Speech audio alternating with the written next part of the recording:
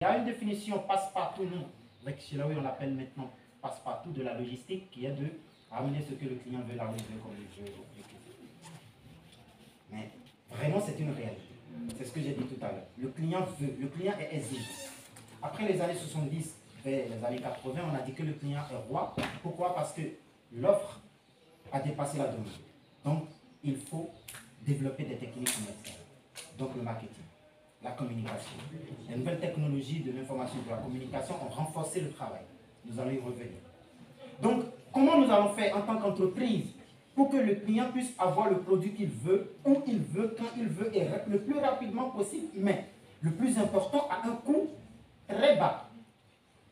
Il faut que nous soyons d'abord au courant de ce que le client veut, première des choses. Donc, au niveau de l'entreprise, il faut aller beaucoup plus rapidement. Donc, il faut quelque chose qui peut remplacer, par exemple, une chose qui peut remplacer 100 hommes, 50 hommes, qui peut remplacer 20 hommes, 10 hommes.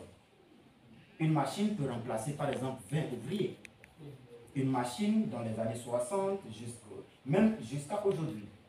Au début, après la Deuxième Guerre mondiale, et même avant, les machines sont conçues pour remplacer la main-d'œuvre qui est déjà beaucoup d'ouvriers. Donc, cette même idée est revenue après les années 2000.